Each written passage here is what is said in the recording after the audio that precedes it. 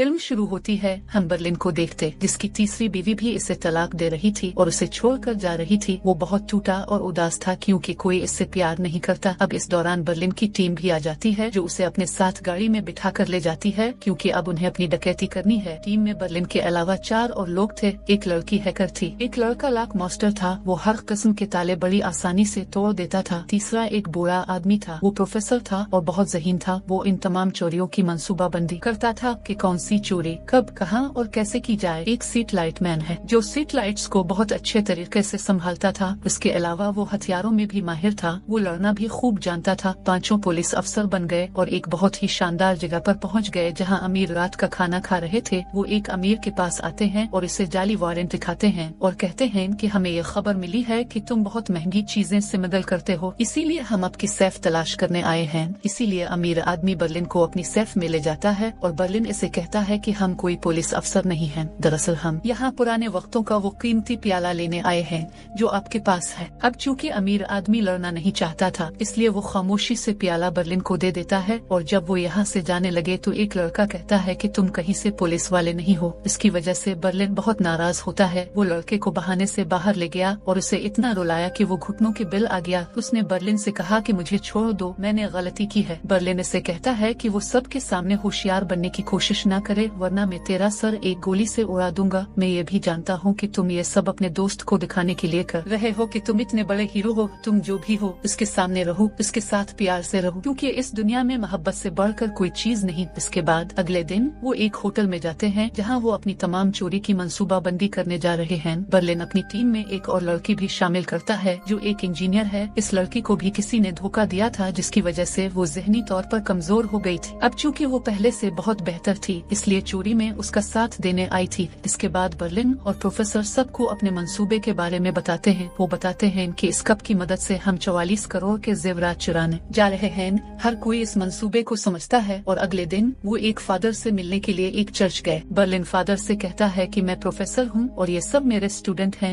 हमने एक तहकीक की है, जब हमें मालूम हुआ कि आपके गिरजाघर के नीचे बहुत खजाना है तो हम यहाँ खोदना चाहते हैं ताकि हम देखें कि यहाँ खजाना है या नहीं। ये सुनकर फादर खुश हो जाता है क्योंकि अगर यहाँ वाकई खजाना है तो चर्च को इससे बहुत फायदा होगा। फादर उन्हें तहखाने में ले जाता है और उन्हें यहाँ खुदाई करने देता है। अब सच तो ये था कि इस चर्च के नीचे एक सुरंग थी जो पेरिस के सबसे बड़े नीलाम घर में जा निकलती थी। कुछ दिनों के बाद बहुत महंगे जेवरात की नीलामी होने वाली थी जिन्हें वहाँ के लाकर रूम के मुख्तलिफ वॉल्टस में रखना था और उनका मंसूबा ये था कि तमाम तिजोरियों को चुरा लिया जाए। वैसे भी बर्लिन अपने दोस्तों को बताता है कि जिस होटल में हम ठहरे हुए हैं इसके बिल्कुल सामने नीलाम घर के डायरेक्टर का घर भी है जो वहाँ अपनी बीवी के साथ रहता है। हमें किसी तरह इसके घर जाना है और पूरे घर में CCTV कैमरे लगाने हैं ताकि हम इस पर नजर रख सकें। थोड़ी देर बाद जब नीलाम घर का डायरेक्टर अपनी बीवी के साथ चला जाता है तो वो खामोशी से इसके घर में दाखिल होते हैं और पूरे घर में कैमरे लगा देते हैं। बर्लिन और प्रोफेसर नीलाम घर के डायरेक्टर और उसकी बीवी पर कैमरों के जरिए नजर रखे हुए थे। जब प्रोफेसर देखता है कि बर्लिन परेशान है तो वो इसकी हौसला अफजाई करता है। वो कहता है फिक्र न करो, एक दिन तुम्हें बहुत अच्छी लड़की मिलेगी। हमें देखो, मैं और मेरी बीवी 25 साल से एक साथ हैं।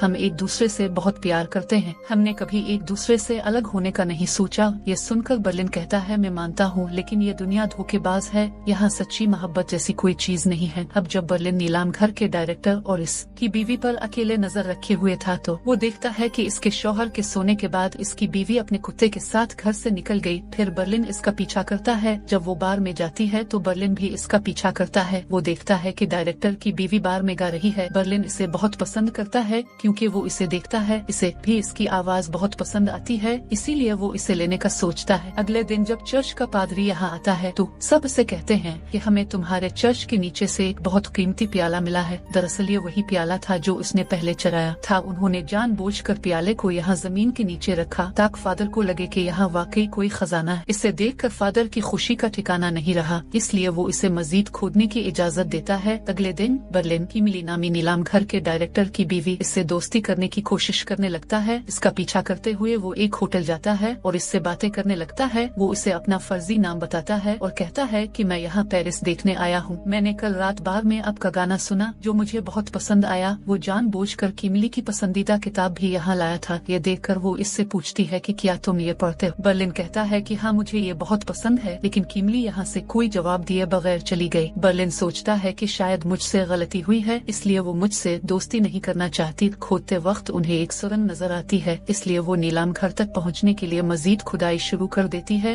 जब बर्लिन किमिली की बात सुनता है तो उसे पता चलता है कि इसकी अपने शौहर से लड़ाई हुई थी, क्योंकि वो अपने शौहर के साथ शो में जाना चाहती थी, लेकिन उनका शौहर नहीं जा रहा था। तो अब बर्लिन अच्छे कपड़े पहनता है ताकि वो इसके साथ जा सके। खुदाई करते हुए फादर तहखाने में आता है और कहता है कि मैं वो कीमती प्याला लेना चाहता हूँ ताकि मैं अपनी यूनिवर्सिटी के प्रोफेसर को दिखा सकूं कि हमें ये यहाँ से मिला है। किसी तरह वो वहाँ से कप लेने लगता है और वो इसे रोक नहीं पाते। जब बर्लिन को इस बात का पता चला तो उसे बहुत गुस्सा आया। वो लाक मास्टर से कहता है कि ये आपकी जिम्मेदारी है कि वो किमली से मिलने जाते वक्त फादर से वो कप किसी तरह ले आओ। वो इसके पास आया और किमली से पूछा कि तुम कहाँ जा रही हो। जब वो कहती है कि मैं शो देखने जा रही हूँ तो बर्लिन भी उसके साथ जाने के लिए तैयार हो जाता है। वहाँ लाक मास्टर और इंजीनियर लड़की मोटरसाइकिल पर बैठते हैं और फादर से वो कीमती कप छीनने चले जाते हैं। जब वो कप छीन कर भाग रहे थे तो फादर के कुछ दोस्त यहाँ आकर उन्हें रोकते हैं, लेकिन वो किसी न किसी तरह कप छीन कर भागने लगते हैं। फादर के दोस्त भी उनका पीछा करने लगते हैं। लाक मास्टर और इंजीनियर लड़की पार्किंग एरिया में जाकर छप जाते हैं, लेकिन फादर के दोस्त उन्हें ढूंढते हैं और उनसे कप छीन लेते हैं, जिसकी वजह से दोनों बहुत डर गए। वो जल्दी से यहाँ से भागते हैं कि इससे पहले कोई और मसला है। जब बर्लिन और किमली रात को वापस आए तो हमने देखा कि वो एक दूसरे के बहुत करीब हो गए हैं, यानी वो अच्छे दोस्त बन गए हैं। इसलिए वो अपने नंबरों का तबादला करते हैं। अगली सुबह सैटेलाइट मैन हैकर के कमरे में इससे मदद मांगने जाता है। इसके साथ वो इससे दोस्ती करने की कोशिश भी करता है, लेकिन हैकर उसे दिखाता है कि वो सख्त, लेकिन अंदर ही अंदर वो सैटेलाइट मैन को भी पसंद करने लगी था। प्रोफेसर लाकमैन के पास आया और इंजीनियर लड़की जो बहुत डरी हुई थी, प्रोफेसर ने उन्हें तसल्ली दी कि अब डरने की जरूरत नहीं है, क्योंकि जब तुमने फादर से प्याला छीन लिया तो वो बहुत डर गए। इसीलिए अब उसने खामोशी से ये कहकर प्याला मेरे हवाले कर दिया है कि मैं दोबारा खाने में नहीं आऊंगा और तुम अपनी खुदाई जारी रखो। वहाँ किमली बर्लिन से मिलने आती है, लेकिन यहाँ बर्लिन के लिए एक मसला था। वो इसे कमरे में नहीं ले जा सकता था, क्योंकि अगर किमली अंदर आती तो कंप्यूटर सीट अप देकर उसे पकड़ा जा सकता था। वो किमली से कहता है कि हम यहाँ बात करेंगे, मैं आपको अंदर नहीं ले जा सकता क्योंकि अब शादीशुदा हैं, कोई हमें देख ले तो अच्छा नहीं होगा। ये सुनकर किमली को बुरा लगा। वो नाराज होकर वहाँ से चली जाती है। ये देखकर बर्लिन को भी बहुत बुरा लगा, इसलिए वो भी इसका पीछा करता है। वो लिफ्ट में आता है और इसे कायल करने के लिए उसे गिले लगाता है और यहाँ से उनका रिश्ता शुरू होता है। अगले दिन वो दोबारा खोदते हैं और जहाँ पहुँचना चाहते थे वहाँ पहुँचते हैं, यानी नीलाम घर के बिल्कुल साथ, लेकिन आगे एक बहुत मजबूत दीवार थी जो लोहे के ब्लॉक से बना था। तो यहाँ प्रोफेसर उन्हें प्लान बताता है कि अंदर कैसे जाना है। वो कहता है कि पहले हम ब्लॉक्स को बारीक काटेंगे, फिर इन ब्लॉक्स को बड़ी चालाकी से गाड़ी से जोड़ें ताकि हम जब चाहे इंस्टॉल कर सकें और जब चाहे हटा दें। इस इमारत में हमेशा 2 गार्ड रहते हैं। एक गार्ड अंदर होता है जो हर वक्त कंट्रोल रूम में रहता है और उसकी नजरें हर वक्त कंप्यूटर स्क्रीन पर रहती हैं। दूसरा गार्ड बाहर, जो बाहर की चीजों को देखता है। अब सबसे पहले उन्हें बाहर के गार्ड की तवज्जो हटनी होगी ताकि हैकर गर्ल उनका कंप्यूटर सिस्टम हैक कर ले। यहाँ सैटेलाइट मैन ने देखा कि दोनों गार्ड्स बहुत ज्यादा पिज्जा खाते हैं। वो हर दूसरे दिन पिज्जा ऑर्डर करते हैं, इसीलिए वो पिज्जा डिलीवरी बॉय बन जाता है और गलत ऑर्डर लेता है। इस पर गार्ड इससे झगड़ने लगता है, इसीलिए सैटेलाइट मैन भी इसे नाराज करने लगता है। उनकी बहस इस कदर बढ़ गई कि गार्ड दूसरे गार्ड को भी लड़ने के लिए बुलाता है और इसी का फायदा उठाते हुए हैकर गर्ल उनका कंप्यूटर सिस्टम हैक कर लेती है, यानी अब वो तमाम कैमरों को कंट्रोल कर सकती। अब बर्लिन ने अपनी टीम को दोबारा मंसूबा बताना शुरू किया और वो इस सुरंग में वापस चले गए। वो इस दीवार के ब्लॉक्स को एक बहुत ही पुतली तार से काटना शुरू कर देते। उन्होंने वहाँ एक मिकनातीस लगाया और इसे थोड़ा सा ऊपर किया और आखिरकार लाकर रूम में आ गए। यहाँ वो तमाम सेफ हैं जिनमें जेवरात होंगे और अब उन्हें सिर्फ नीलाम घर का सामान आने का इंतजार करना था, जिसमें वो तमाम जेवरात भी होंगे जो बाद में उन सफूहे में रखे गए थे और इस तरह वो तमाम सेफ को आसानी से चरा सकते थे। अब इस चोरी की मंसूबाबंदी के साथ साथ बर्लिन की मोहब्बत की कहानी भी किमली से शुरू होती है। वो अपना आधा वक्त इस प्लान को दे रहा था जबकि आधा किमली को दिया गया, लेकिन एक दिन किमली का शौहर दोनों को एक साथ देखता है। लेकिन बर्लिन किमली के शौहर से कहता है कि मैं एक आर्टिस्ट हूँ और आपकी बीवी से मिलना चाहता हूँ, इसीलिए मैं आज यहाँ आया हूँ। लेकिन इसके शौहर के जाने के बाद किमली बर्लिन से कहती है कि मुझे डर लगता है कि अगर मेरे शौहर को हमारे बारे में पता चला तो क्या होगा। बर्लिन कहता है चलो ऐसी जगह चलते हैं जहाँ हमारे सवा कोई ना हो, इसीलिए वो दोनों एक होटल जाते हैं और साथ वक्त गुजारते हैं, जबकि प्रोफेसर और बाकी लोग अपने होटल में हैं। यहाँ प्रोफेसर की बीवी इसे बिलाकर कहती है कि अब मैं तुम्हारे साथ नहीं रहना चाहती क्योंकि तुम मुझे बिल्कुल वक्त नहीं देते। यह सुनकर प्रोफेसर हैरान और परेशान हो गया, ये सोच कर कि मेरी बीवी मुझसे इतनी मोहब्बत करती है, मैंने कभी सोचा भी नहीं था कि वो मुझे छोड़ देगी और अब वो मेरे साथ ऐसा कैसे कर सकती है। फिर उसका चेहरा देखकर इंजीनियर लड़की समझ गई कि यकीनन उसकी बीवी को तलाक हो गई है। तब सैटेलाइट वाला लाक मास्टर से कहता है कि बताओ मेरी मोटरसाइकिल कहाँ रखी थी, क्योंकि जब तुम फादर से कटोरा चुराने गए थे तो इसके बाद मैंने अपनी मोटरसाइकिल नहीं देखी। इस पर हैकर लड़की उसे सब कुछ बताती है कि प्याला चुराते हुए हम पर भी हमला किया गया, इसलिए मोटरसाइकिल वहीं रह गई और अब मैं डर रहा हूँ क्योंकि अगर वो मोटरसाइकिल पकड़ी गई तो हम भी पकड़े जाएंगे। वजह यह है कि पासपोर्ट जिस पर वो मोटरसाइकिल है असली है। ये सुनकर लाक मास्टर और भी खौफजदा हो जाता है और कहता है कि मोटरसाइकिल जरूर फादर के गोंडों के पास है। रात को इंजीनियर लड़की प्रोफेसर के पास आती है और कहती है कि मैं जानती हूँ कि आप उदास हैं क्योंकि मैं जानती हूँ कि दिल तोड़ना कैसा होता है। प्रोफेसर का कहना है कि मैंने कभी सोचा भी नहीं था कि मेरी बीवी एक दिन मुझे छोड़ जाए। इंजीनियर कहता है कि मेरे ख्याल में इसके पीछे कोई और वजह है, यकीनन आपकी बीवी का किसी और से अफेयर है, इसलिए वो आपको छोड़ना चाहती है। ये सुनकर प्रोफेसर काफी हैरान हुआ, लेकिन वो इस बारे में तहकीक करने लगता है। जल्द ही इसे पता चला कि ये सच है, मेरी बीवी वाकई किसी और के साथ है। जब बर्लिन और कीमी साथ थे, कीमिली के शौहर ने इसे फोन किया और कहा कि मैं आज छुट्टी पर था और मैंने आपकी तमाम ईमेल्स पढ़ ली हैं,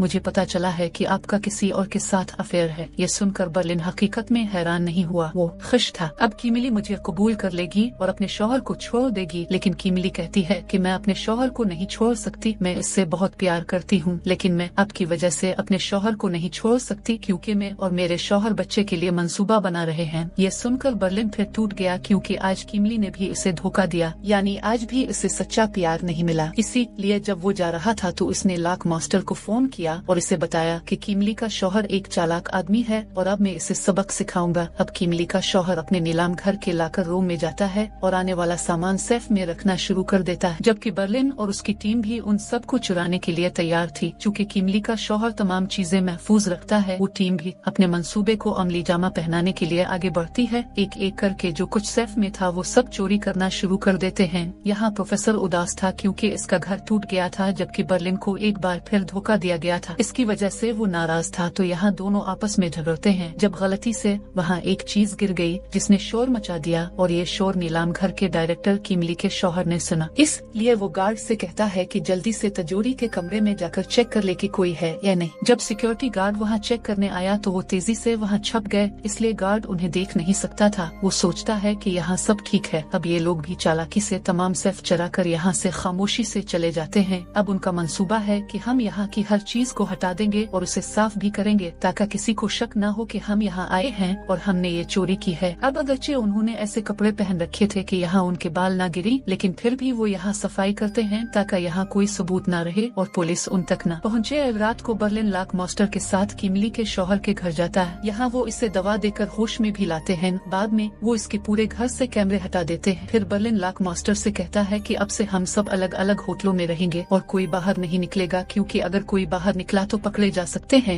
इसका मतलब है कि एक रात के लिए उन्हें सबसे जेर जमीन छपकर अलग रहना होगा। ये कहकर वो लाक मास्टर को यहाँ से भेज देता है। जब वो कीमिली के शौहर के कपड़े पहनकर अपने फार्म हाउस जाता है और जो जेवरात इसने चोरी किए थे वो इनमें से एक लॉकेट काट कर पूरे घर में फैला देता है, ताकि जब पुलिस यहाँ पूछगुछ करने आए तो उन्हें लगे कि कीमिली के शौहर ने चोरी की है, चोरी में चोरों का साथ दिया है। अब असल में यहाँ बर्लिन ये सब कुछ कीमिली के शौहर से बदला लेने के लिए कर रहा था कि उसे फंसाया जाए ताकि वो फंस जाए और उसकी बीवी कीमिली मेरे पास आ जाए और हमारा रिश्ता पहले जैसा हो जाए। अब लाकर रूम से बाहर आने के बाद उन्होंने इस दीवार को भी मजबूती से वेल्डिंग की ताकि यहाँ कोई सबूत बाकी न रहे। फिर उन्होंने पूरी सुरंग को पहले जैसा बना दिया। फिर वो तमाम कैमरों और सिस्टम से अपना कंट्रोल मुकम्मल तौर पर हटा लेते हैं ताकि शक की कोई जगह न रहे। रात के वक्त सैटेलाइट मैन हैकर लड़की से मिलने आता है और कहता है कि मैं अभी पेरिस नहीं छोड़ सकता, क्योंकि अगर पुलिस मोटरसाइकिल पर पहुंच गई तो वो मेरे पासपोर्ट तक पहुंच जाएगी। मैं अपना पासपोर्ट चुराने दफ्तर गया, लेकिन हर तरफ खतरे की घंटी बजी हुई थी, इसलिए मैंने पासपोर्ट नहीं चुराया और अब मुझे अपना पासपोर्ट हासिल करने के लिए आपकी मदद की जरूरत है। ये सुनकर हैकर लड़की कहती है, लेकिन मैं तुम्हारे साथ नहीं जा सकती, बर्लिन ने मुझे बाहर जाने से मना किया था। ये सुनकर सैटेलाइट वाला कहता है, लेकिन मुझे ये करना है क्योंकि अगर मेरा पासपोर्ट पुलिस पकड़ेगी तो हम और हमारी चोरी पकड़ी जाएगी, तो जल्दी से मेरे साथ चलो। ये सुनकर हैकर लड़की भी उसकी मदद करने पर राजी हो जाती है। वो दोनों अपने साथियों से बहाना बनाकर वहाँ से चले जाते हैं, जबकि लाक मास्टर इंजीनियर लड़की के कमरे में आता है। इंजीनियर लड़की ने लाक मास्टर से पूछा, तुम्हारी उंगली पर टैटू कैसा है? इस पर वो दोनों एक दूसरे को देखकर मुस्कुराए, क्योंकि वो भी एक दूसरे को पसंद करते हैं।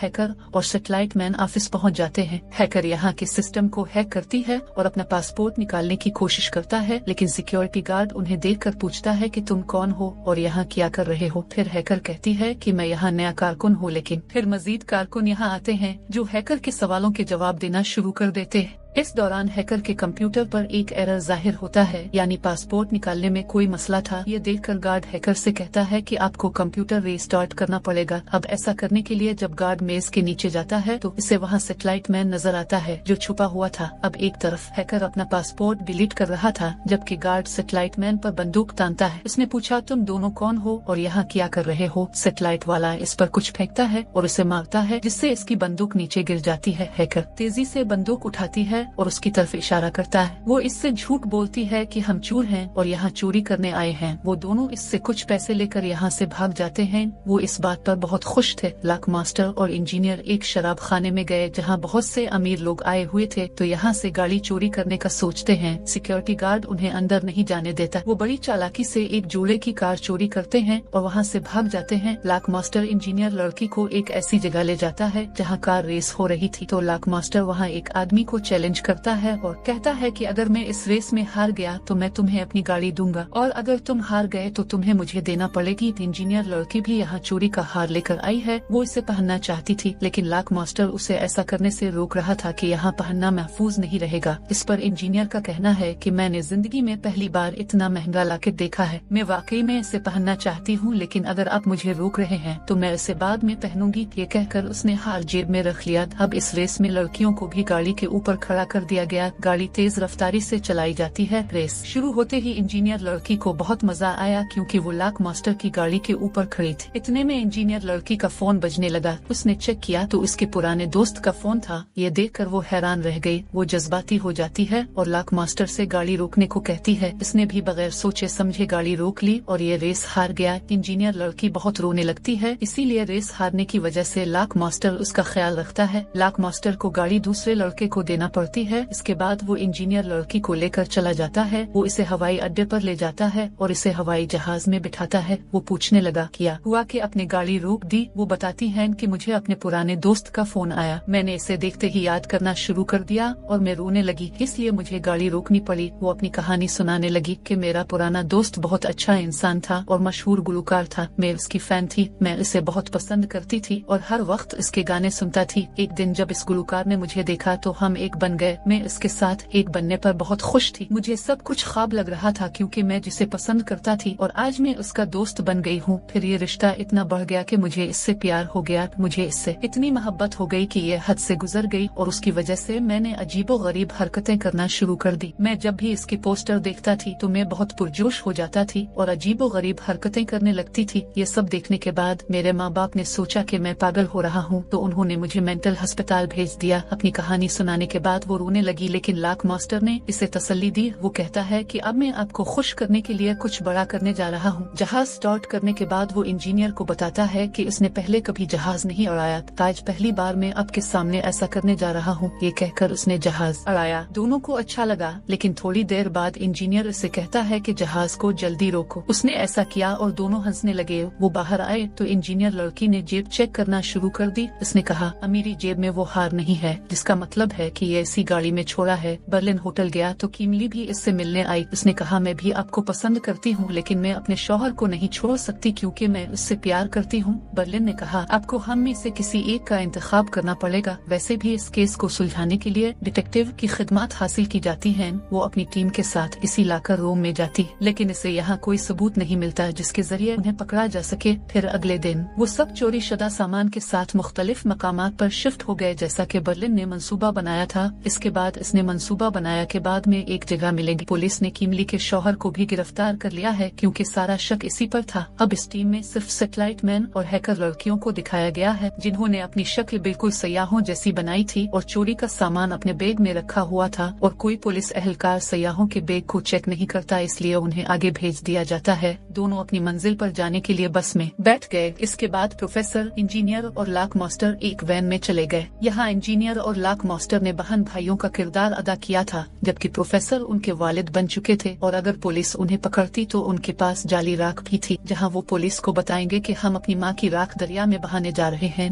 किमली अपने घर वापस आई तो यहाँ पुलिस को देखकर बहुत हैरान हुई जब डिटेक्टिव से बताता है कि तुम्हारा शौहर चोरी में मुलव्वस है, इसलिए उसे गिरफ्तार किया गया। फिर डिटेक्टिव किमली के शौहर के पास पूछगुछ करने गया, लेकिन वो बार बार एक ही बात कह रहा था कि मैंने चोरी नहीं की। किमली बर्लिन को फोन करती है और इसे घर बुलाती है और इसे सब कुछ बताती है कि इसका शौहर फंस गया है। फिर यहाँ बर्लिन इसे हिम्मत देता है कि तुम बिल्कुल फिक्र न करो, मैं तुम्हारे साथ हूँ। किमली का कहना है कि मेरे शौहर ऐसा कुछ नहीं कर सकते, इसके पीछे कोई और जरूर है जो सिर्फ मेरे शौहर को फंसाने की कोशिश कर रहा है, इसलिए अब मैं अपने शौहर को रहा करवाऊंगी जो बिल्कुल बेगुनाह है। जबकि पुलिस ने भी जगह जगह नाकाबंदी कर रखी थी, उन्होंने रास्ते बंद कर रखे थे ताकि कोई यहाँ से न निकल सके। जब वो तीनों वैन में बैठते हैं और इस जगह पहुँचते हैं जहाँ नाकाबंदी होती है, फिर पुलिस उनसे तफ्तीश शुरू कर देती है। प्लान के मुताबिक लाक मास्टर और इंजीनियर बताते हैं कि हम अपनी माँ की राख दरिया में बहाने जा रहे हैं, लेकिन पुलिस उनकी बात नहीं मानती। कहते हैं पहले ये राख दिखाओ फिर हम यहाँ से चले जाएंगे, लेकिन इंजीनियर लड़की राख की बोतल लेकर भाग गई। पुलिस इसका पीछा करने लगी और जब वो इसे पकड़कर बोतल को देखती है फिर इसमें वाकई राख थी। फिर पुलिस को यकीन हुआ कि ये लोग सच कह रहे हैं और इस तरह हम उनके साथ और लाश के साथ गलत कर रहे हैं। ये सोचकर पुलिस वालों ने उन्हें जाने दिया। प्रोफेसर ने हैकर लड़की को फोन किया और बताया कि पुलिस ने हर जगह नाकाबंदी कर रखी है, इसलिए अब दोनों अगले स्टॉप पर जल्दी से उतरे। फिर आगे चलकर यहाँ से निकलने की कोशिश करते हैं और वो भी ऐसा ही करते। वो अगले स्टॉप पर उतरते हैं। इस दौरान सैटेलाइट मैन ने हैकर लड़की से बात करने की कोशिश की क्योंकि वो इसे पसंद करता था, लेकिन हैकर लड़की ने इसे डांटा। वहाँ उन तीनों यानी प्रोफेसर, इंजीनियर और लाक मास्टर ने अपनी वैन एक ऐसी जगह खड़ी की जिसके सामने एक घर था। घर में एक औरत रहती थी जो प्रोफेसर को देखकर पसंद करती थी। लाक मास्टर ने बर्लिन को फोन किया और पूछा कि तुम कहाँ हो। बर्लिन ने बताया कि मैं अभी तक पेरिस में हूँ। यहाँ लाक मास्टर उसे सच बताता है कि हमने चोरी शुदा हार में से एक खो दिया है, हमसे बहुत बड़ी गलती हुई है कि हम आपके मना करने के बावजूद बाहर निकल गए। ये सुनकर बर्लिन का कहना है कि हार पुलिस ने अब तक पकड़ लिया होगा, जिसके जरिए वो हम तक पहुँचेंगे, यानी हम जल्द पकड़े जाने वाले हैं। बर्लिन को इसके रवैये पर गुस्सा आया, लेकिन इसने इसे माफ कर दिया और बाकी प्लान बताना शुरू कर दिया। फिर बर्लिन किमली के पास आता है और उसे कुछ पैसे देता है ताकि वो अपने शौहर के लिए एक अच्छा और महंगा वकील रख सके। ये देखकर किमली खुश हुई कि बर्लिन इतना अच्छा इंसान है, वो इस मुश्किल वक्त में मेरा साथ दे रहा है। पुलिस की तफ्तीश के दौरान रेसर्स कार ड्राइवर के पास पहुंचकर इससे पूछते हैं हार आपके साथ क्या कर रहा है। फिर ड्राइवर बताता है कि एक लड़का अपने दोस्त के साथ मेरे साथ रेस लगाने आया था और हमें ये हार उसकी गाड़ी में मिला। मालूम हुआ कि वो जो कार लेकर आया था वो इसकी नहीं थी। पुलिस इस लड़के की शनाख्त पूछती है। फिर ड्राइवर कहता है कि इसकी उंगली पर टैटू है। बीवी को छोड़ने के बाद प्रोफेसर अभी परेशान ही थे कि उनके सामने वो औरत आ गई जो शराब पीने की पेशकश करती है। शराब पीने के बाद प्रोफेसर को नशा आ गया, इसलिए वो फौरन अपनी बीवी को फोन करता है और कहता है कि मैं जानता हूँ तो मुझे धोखा दे रही हो, इसलिए तो मुझे छोड़ना चाहती हो। ये सुनकर उसकी बीवी को बहुत सदमा हुआ। वो कहती है ठीक है मुझे माफ कर दो, ऐसा कुछ नहीं है और मैं सिर्फ तुमसे प्यार करती हूँ। लेकिन प्रोफेसर फिर भी इस पर बहुत गुस्से में है। अब कुछ फासले पर एक औरत भी बैठी थी जिसने प्रोफेसर को शराब पिलाई। इसने ये सब सुना। हैकर लड़की जब टॉयलेट करने जंगल गई तो एक जहरीले सांप ने इसका पाँव पर काट लिया। वो चीखना शुरू कर देती है और सैटेलाइट वाले को मदद के लिए बुलाती है, इसलिए वो तेजी से इसकी मदद के लिए भागता है। वो इसका पाँव चाकू से काट कर उसका खून चूस लेता है। उसने देखा कि हैकर लड़की की जबान सूजी हुई थी। वो परेशान हो गया कि शायद इसके साथ कुछ हो जाए, तो उसने इसे अपनी पीठ पर उठाया और वहाँ से चला गया ताकि कोई मदद कर सके। अब केस की तफ्तीश के लिए मजीद 2 खवातीन इंस्पेक्टर्स की खिदमत हासिल की गई हैं। दोनों आपस में बातें कर रहे हैं कि जो भी चोर थे वो होशियार थे, उन्होंने यहाँ बहुत बारीक चोरी, यहाँ कोई सबूत नहीं छोड़ा है, इस वजह से उन्हें पकड़ना बहुत मुश्किल है, लेकिन कुछ भी हो जाए हम उन्हें पकड़ेंगे। किमली बर्लिन के साथ जेल में अपने शौहर से मिलने जाती है। वो इसे कहने लगी कि ये मेरा दोस्त बर्लिन है जो हमें पैसे देने को तैयार है ताकि हम तुम्हारे केस के लिए एक अच्छा वकील रख सकें। इस पर उसका शौहर पहले इनकार करता है, लेकिन इसके कहने पर वो राजी हो जाता है। सैटेलाइट मैन हैकर लड़की के साथ सड़क पर आया जहां पुलिस की गाड़ी उनके सामने आकर रुक गई। जब वो मदद मांगता है तो पुलिस इसे अस्पताल ले जाती है। प्रोफेसर अपनी बोतल इस औरत के घर वापस कर देगा। वो कहती है, मैंने तुम्हारी सारी बातें सुनी है, तुम्हारी बीवी तुम्हें धोखा दे रही है, तो अब अगर तुम चाहो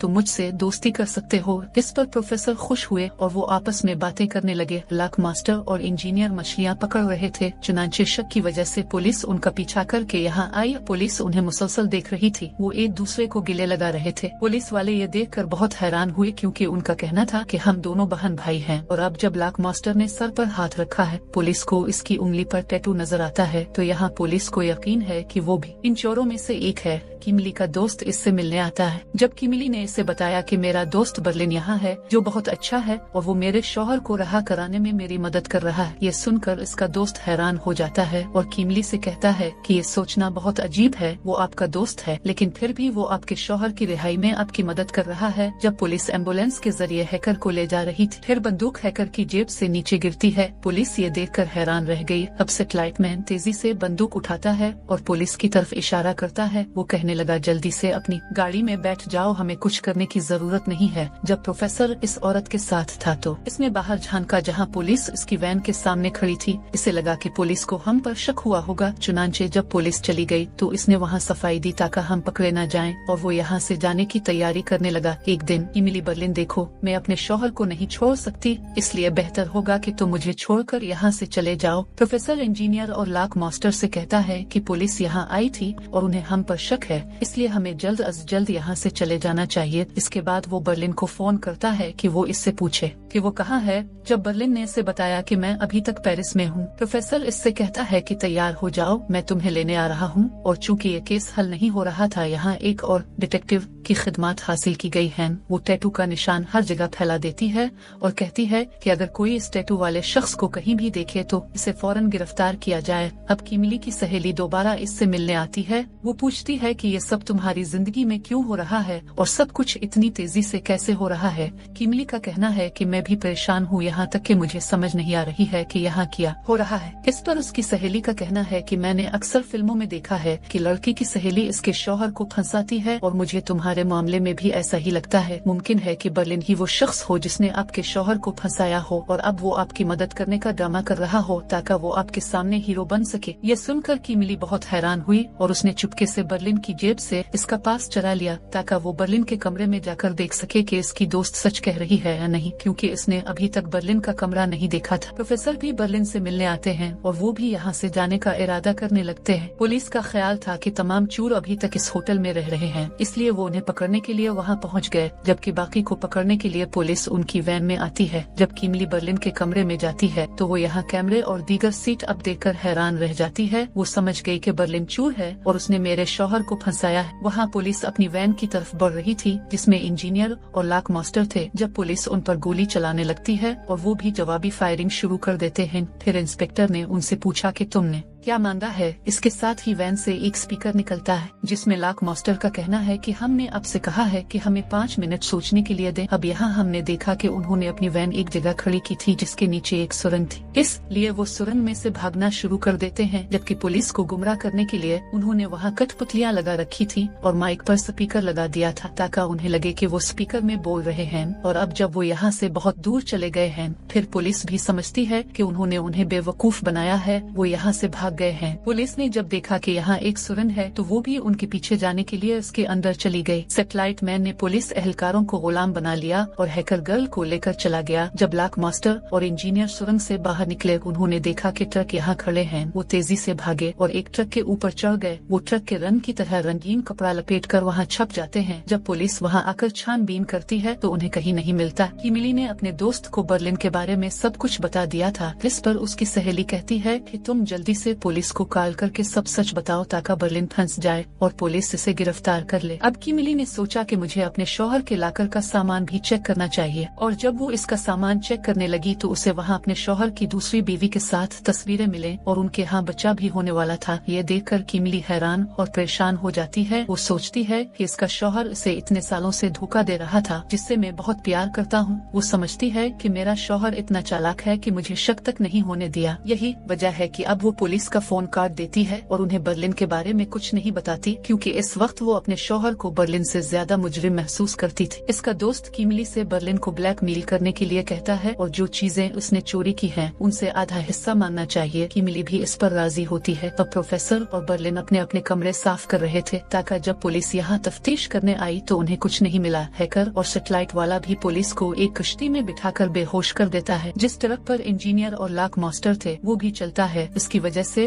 वो बहुत खुश थे, क्योंकि उन्हें यकीन था कि अब हम बगैर किसी रुकावट के अपनी मंजिल तक पहुंच सकते हैं। इसी दौरान बर्लिन हैकर को कॉल करता है और उसे सीसीटीवी कैमरे हैक करने को कहता है, ताकि वो पुलिस को गुमराह कर सके। हैकर ने तेजी से कैमरे हैक कर लिए। प्रोफेसर और बर्लिन भी एक ट्रक में सवार होकर वहाँ से चले गए। इसकी वजह से पुलिस उन्हें बिल्कुल पकड़ नहीं सकी। फिर यहाँ से वो दोनों लड़कों की मोटरसाइकिल किराए पर ले जाते हैं। फिर थोड़ा आगे जाने के बाद वो पिज्जा डिलीवरी बॉयज बन जाते हैं। वो साइकिल लेकर पहाड़ों पर चढ़ने लगे। वो ऐसा इसलिए कर रहे थे कि कोई पुलिस अफसर उन पर शक न करे, और उनका मंसूबा भी कामयाब हो रहा था। आखिरकार हैकर और सैटेलाइट आदमी वहाँ से बेहिफाजत निकल गए। सैटेलाइट वाला हैकर से कहता है, मैं तुमसे बहुत प्यार करता हूँ, तुम्हें सांप ने काटा है, मैं बहुत परेशान था। ये सुनकर वो बहुत खुश हुआ और अपनी मोहब्बत का इजहार भी किया। बोले, हाँ मैं भी तुमसे बहुत प्यार करती हूँ। इसके बाद वो सब अपनी अपनी मंजिल पर पहुँच जाते हैं, जो एक ही थी। सब यहाँ मिले और खुशी खुशी वहाँ से चले गए। उन्होंने इतनी बड़ी चोरी की और इसमें कामयाब होने पर बहुत खुश हुए और वहाँ से बेहिफाजत निकल गए। इसके बाद हमें चंद माह बाद का वक्त दिखाया जाता है। बर्लिन अभी तक किमली को नहीं भूला था, इसीलिए एक दिन जब किमली इससे मिलने आई तो बर्लिन बहुत खुश हुआ और इसे सब कुछ सच सच बता दिया। मैंने तुम्हारे शौहर को फंसाया था, क्योंकि मैं तुमसे प्यार करती हूँ और तुम्हें हासिल करना चाहती हूँ। किमली का दोस्त भी बाहर था, जो ये सब रिकॉर्ड कर रहा था, क्योंकि इस रिकॉर्डिंग की मदद से वो बाद में बर्लिन को ब्लैकमेल करने वाला था। यहाँ का महकमा पुलिस भी मुकम्मल तौर पर नाकाम रहा, क्योंकि वो उन्हें पकड़ नहीं सके, लेकिन उन्हें यकीन था कि वो दोबारा चोरी जरूर करेंगे। इसलिए पुलिस अब इस मौका की तलाश में थी कि जब वो चोरी करेंगे